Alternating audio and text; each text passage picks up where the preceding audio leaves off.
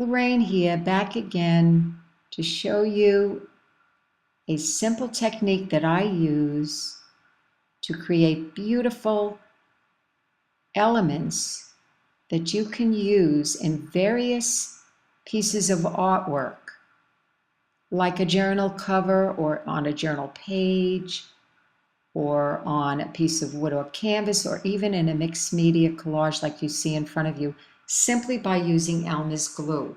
Now you see here in the background, that's what I used as the first layer for this piece, the Elmer's glue. I covered a whole canvas with this in another video that I did, my last video, which if you feel inclined, you can click onto in the drop-down screen below. It's the mixed media junk canvas for pennies that I did last. Now, what you're going to need is your Elmer's glue. I purchased a large bottle in Michael's or AC Moore. And if you do that, I believe it's in the baking section. Just make sure when you go to cut the nozzle, you don't make the nozzle large. You keep it small, because when you begin to draw your shapes, you don't want the Elmer's glue to flood out of the nozzle too fast. And I also want to add, and certainly is very important, that you lay these elements down on a piece of freezer paper, shiny side up. No other paper will do. If you use wax paper or any other kind of paper, when these dry, you won't be able to get them off the paper. And you'll be very disappointed. So make sure you do use the freezer paper shiny side up. Now, all you're going to do here, very simple, no mistake process. You just draw anything. It doesn't matter. Your pieces are going to look very different than mine, I'm sure. But just as suggestions, you can do circles, you can do ovals, you can do rectangles, or triangles, or free-form design where you just scribble. You can almost do it with your eyes closed. Now, if you find that the shape that you have laid down is too thin for your liking, simply go over it again with the Elmer's glue, and don't be concerned about following the original shape, because the Elmer's is going to level out anyway, and the shape will eventually change. Now I'm making a solid piece here.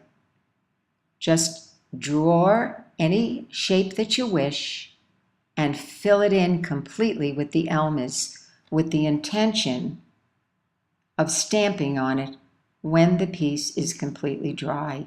Now that's about it for the basic process, but I would like to give you a heads up on what to expect here. As these are drying, as I said before, the Elmer's is going to level out, the shape will change. Sometimes they become thinner than you might like. Sometimes I like thinner ones, but sometimes I want to add more texture or even make them a little larger. So I add Elmer's glue to a semi-dried piece or a thoroughly dried piece.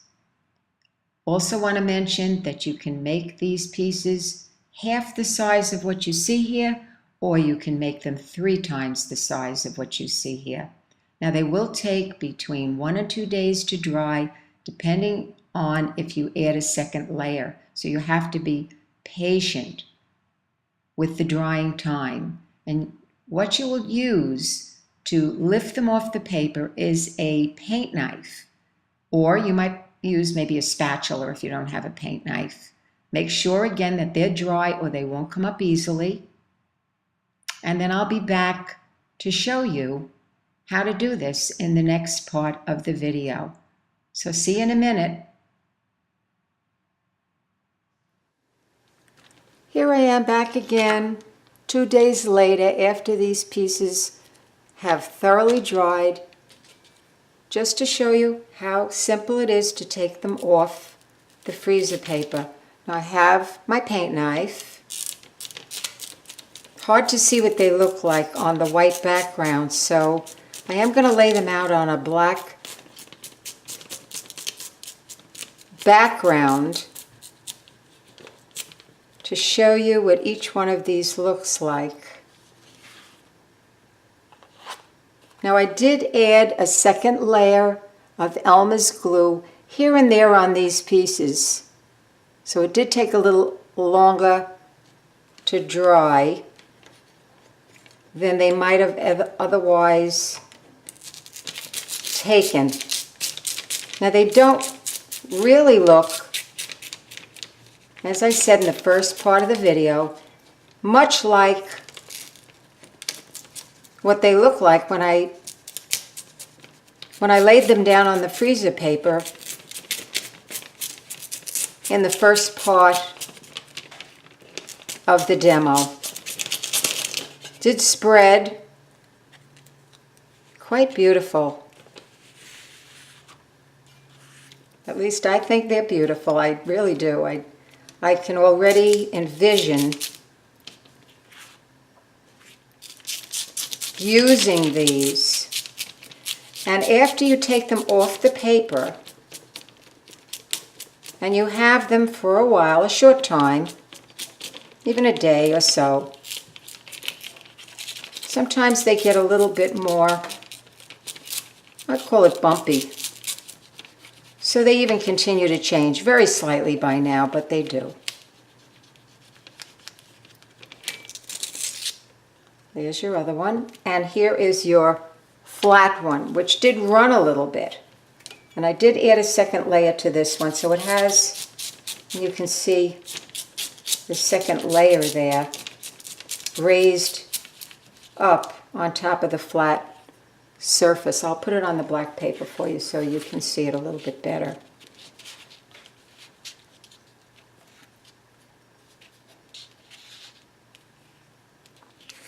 And there it is. Beautiful pieces to create some great artwork with really only the use of your imagination. Now,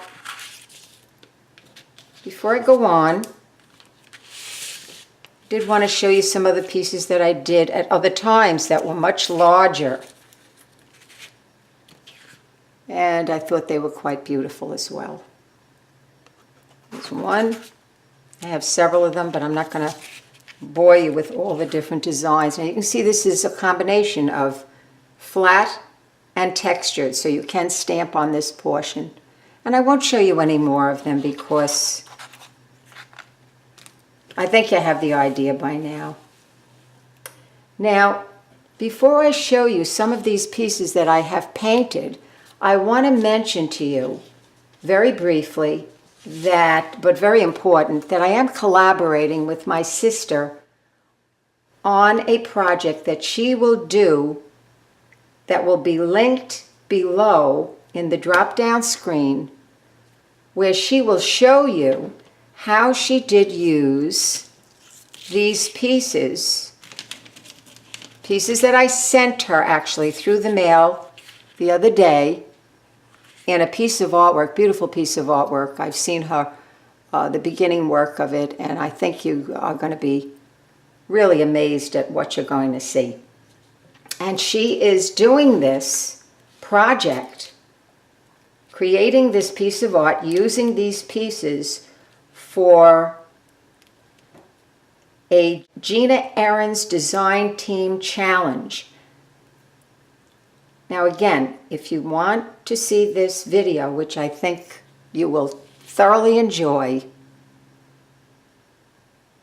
the link is below in the drop-down screen. Now, I wanted to show you before I finished and say goodbye to you. Some of the pieces that they're like little mini pieces of artwork actually, that I did paint. Put on a little background for you just to get an idea. This is a textured piece. This one is, of course, if you can see, is a flat piece that I stamped on. And then I know you all love color so much, so I'll show you this last one. I think actually it shows up better on the white, on a white piece. And this I did stamp on, and I did some line work on it. So that's really about it. In fact, I think I'm going to put this back on the white piece. I think you could see it even better. Kind of would like you to see that a little bit better. Okay, and even as I decided, I felt that the white background would show it off better. All right, so really that's about it. We're finished. I hope that you will, in fact, take a look at what she's doing and get excited about doing a project yourself. It was great being with you as always, and if you like what you see, please share, like, and I would really love you to subscribe and join me again for some future videos. I have some other great ideas that I've been thinking about and working on for you. So I'll see you soon, hopefully. Take care. Bye now.